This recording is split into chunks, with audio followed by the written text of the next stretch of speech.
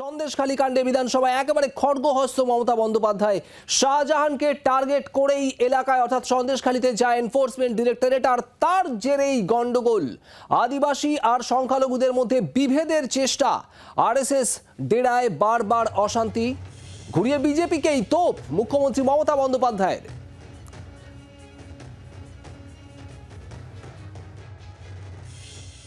যারা কদিন ধরে অনেক কথা বলে যাচ্ছেন কিছু মিডিয়ার তৎপরতায়, আসল জিনিসটা না জেনেই।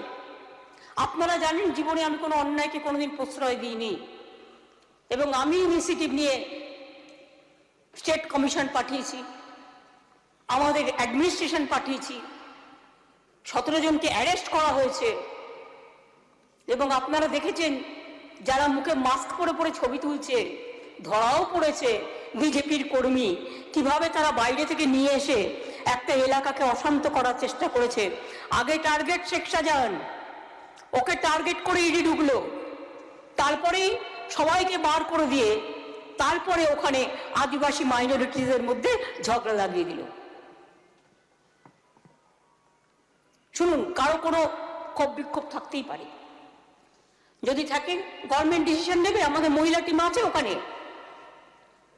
পুলিশেরও একটা মহিলা টিম আছে, ঘরে ঘরে যাচ্ছে কার কি অভিযোগ শুনতে, শুনে এসে রিপোর্ট করার পর যদি কারো প্রবলেম থাকে সেটা নিয়ে নিশ্চয়ই আমরা কাজ করব। আগে তো আমাকে জানতে হবে ব্যাপারটা কি, নাকি কাকে কার নিয়ে পালিয়ে গেল বলে আমিও পালাতে শুরু করলাম। সন্দেশখালী আজকে নতুন নয়, ওখানে আরএসএস এর একটা বাসা আছে। 7-8 বছর আগেও দাঙ্গা হয়েছিল ওখানে, কতগুলো দাঙ্গা স্পটের মধ্যে এটাও একটা স্পট, মনে রাখবেন। সরস্বতী পুজোয় আমরা স্ট্রংলি হ্যান্ডেল করেছি, তা নাহলে আদৌ ভালো করে করতে পারতাম কিনা মানে সন্দেহ আছে। প্ল্যানিং। মুখ্যমন্ত্রী মমতা বন্দ্যোপাধ্যায়ের বক্তব্য আপনারা শুনছিলেন। সন্দেশখালী ইস্যুতে বিজেপিকে তোপ মুখ্যমন্ত্রী মমতা বন্দ্যোপাধ্যায়ের, এবং গেরুয়া শিবিরকে নিশানা করেছেন আজ মমতা বন্দ্যোপাধ্যায়। সন্দেশখালী কাণ্ডে মমতা বন্দ্যোপাধ্যায়ের বক্তব্য, শেখ শাহজাহানকে টার্গেট করে এলাকায় যায় ইডি, আর তারপর আদিবাসী এবং সংখ্যালঘুদের মধ্যে বিভেদ গন্ডগোল তৈরি করার চেষ্টা করা হয়। সন্দেশখালীতে আরএসএস এর ডেরা রয়েছে, একাধিকবার সন্দেশখালীতে অশান্তি হয়েছে। আজ ঘুরিয়ে বিজেপিকেই তোপ মুখ্যমন্ত্রী মমতা বন্দ্যোপাধ্যায়ের। প্রশাসন পর্যাপ্ত ব্যবস্থা নিয়েছে, 17 জনকে অ্যারেস্ট করা হয়েছে সন্দেশখালীর ঘটনায়। যে সমস্ত অভিযোগ উঠছে তা খতিয়ে দেখা হবে এবং প্রয়োজনীয় ব্যবস্থাও নেওয়া হবে। বিধানসভায় সন্দেশখালী প্রসঙ্গে এমনটাই বলেন মুখ্যমন্ত্রী মমতা বন্দ্যোপাধ্যায়। ঘুরিয়ে বিজেপিকেই তোপ, আরএসএস এর ডেরা রয়েছে সন্দেশখালীতে। ইডি শেখ শাহজাহানকে টার্গেট করে সন্দেশখালীতে যায় এবং তারপর সেখানে আদিবাসী এবং সংখ্যালঘুদের মধ্যে বিভেদ গন্ডগোল বাঁধানোর চেষ্টা করে। বিধানসভায় বক্তব্য মমতা বন্দ্যোপাধ্যায়ের। শেখ শাহজাহানকে টার্গেট করেই সন্দেশখালীতে ইডি, আর তার জেরেই গন্ডগোল।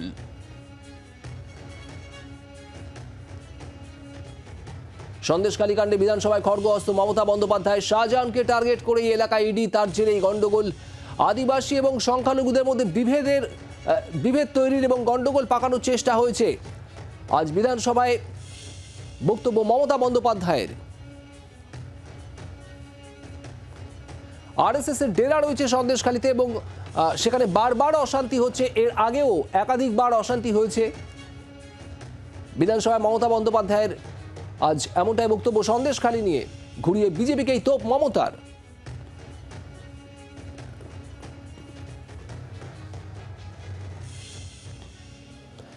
বিধানসভায় ইস্যু ধরে ধরে বিজেপিকে কোণঠাসা করেছেন আজ মুখ্যমন্ত্রী মমতা বন্দ্যোপাধ্যায়। চোপড়ায় বেঘোরে প্রাণ গিয়েছে 4 শিশুর, দায় নিতেই হবে বিএসএফকে। গেরুয়া প্যাকেটে কেন জিনিস বিলি সীমান্তরক্ষীদের, ছবি দেখিয়ে অভিসন্ধি নিয়ে প্রশ্ন।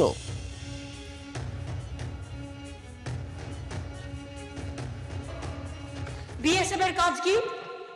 বর্ডার পাহারা দেওয়া। তো যদি চোপড়ায় 4টি বাচ্চা মারা যায়, আজকে মাননীয় রাজ্যপালের কাছে আমাদের টিম গিয়েছিল, এখানে তো ওরা 334টা টিম পাঠিয়েছে। তাহলে চোপড়ায় যদি 4টে শিশু মারা যায়, শিশুদের জীবনের কি কোনো দাম নেই? সেই বিএসএফ এর আমি শাস্তি চাই, যাদের জন্য বাচ্চাগুলো মারা গিয়েছে। কড়া পদক্ষেপ নিতে হবে সেন্ট্রাল গভর্নমেন্টকে। এলাকা এলাকায় গিয়ে গেরুয়া রঙের প্যাকেটে করে জিনিস ডিস্ট্রিবিউশন করছে। হু আর ইউ? তোমার কাজ বর্ডার সিকিউরিটি, বর্ডার পাহাড় দেয়া, তোমার কাজ বিজেপির ক্যাম্প করা নয়। আমি সবার জন্য এই যে গেরুয়া কালার দেখতে পাচ্ছেন, গেরুয়া কালারের ব্যাগে করে বিজেপির ক্যাম্প করছে বিএসএফ। ভোটের আগে জিজ্ঞেস করুন এর জবাব কারা দেবে। বাংলার আওয়াজ, বাঙালির আবেগ, জি 24 ঘন্টা।